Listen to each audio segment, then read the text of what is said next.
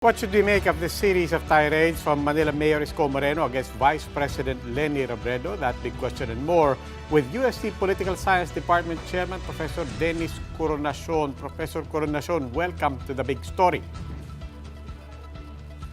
Hi, good evening. It's always a pleasure being here in your program. Professor, the message towards and against Vice President Leni Robredo is clear, but what do the words of Isko Moreno mean for his own campaign?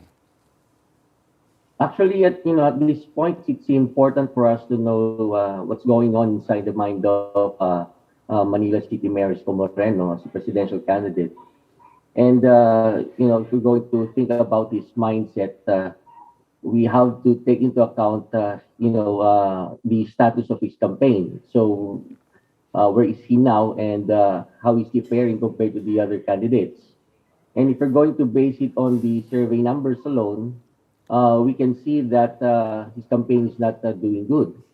So I suppose that would mean that Mayor Isko Moreno is his mindset is that he has nothing to lose. Yeah. All right, and he could do anything to upend what would have been a losing battle for him. So his strategy perhaps is to, since he could not convince, and I think he admitted it during the weekend press con, that it would be very difficult to convince the Marcos loyalists to go over to his side.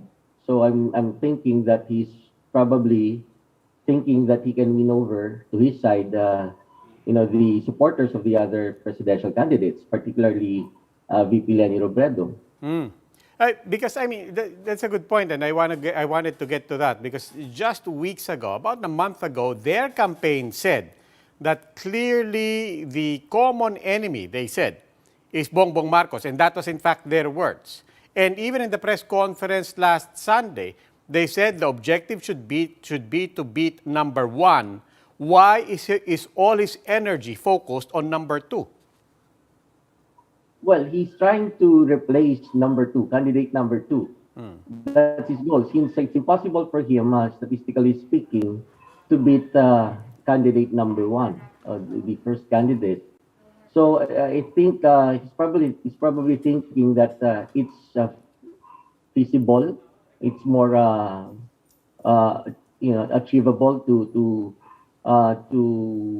at least become make as a target candidate number two, hoping that her supporters would go to his side. But I don't know if it's going to succeed since we have already seen the immediate response of the supporters of Vice President Leni Robredo. They got turned off with what happened during the press con over the weekend.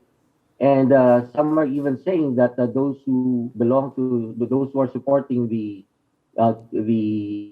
mayor some of them have already become disgusted and they do not want to vote for him anymore.